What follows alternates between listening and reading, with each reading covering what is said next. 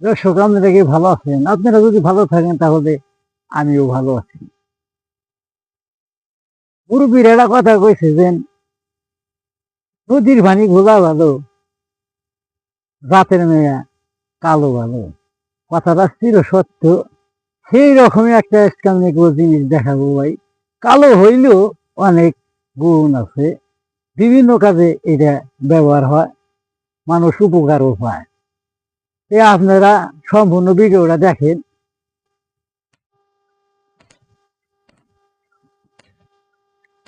সকাল আগে শিবরাই, ঠিক আছে।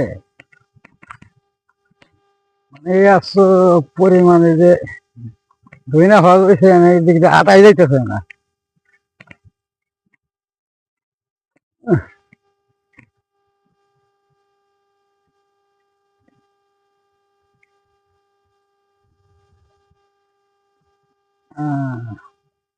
দর্শক, এই যে আমি নিয়ে আইছি, সেই কালো হইলেও অনেক গুণ আছে।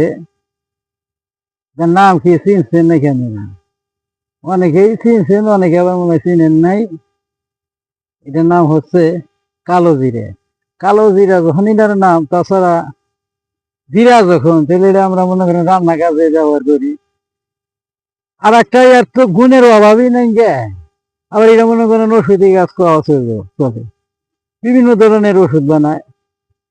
যেমন ধরেন, যাদের শরীর ব্যথা, তারপরে কোমর ব্যথা, এই কালি জিরে দিয়ে,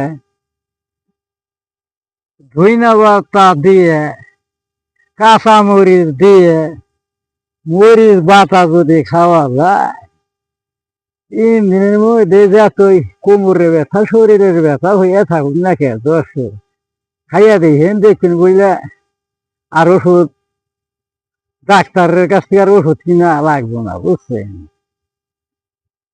এই লইটার উপকার। এখনো এটা দানা হয় নাই, আর দানা যেখানে হয় তখন আবার আমি আবার ভিডিও বেরাম নেবো, দেখামনি, বুঝছেন। এই যে নাম তো কালো জিরা, কিন্তু গুণ আছে অনেক, তাইতে তো আমি কইছি যে নদীর পানি ঘোলা ভালো, জাতের মেয়ে কালো ভালো। এই যে অনেক জায়গা বলছে, সবাই ফুলাইছে, কিছু কিছু জায়গায় বাড়িতে দেখা যাইতেছে গুড় ফল ধরে না, একে আর কি এখনো। এই আপনারা আমাদের সাথে থাকেন, আর আমাকে পেজটার একটু ফলো দিন। ফলো দিলে এই ধরনের ভিডিও গুলা দেখতে পারবেন।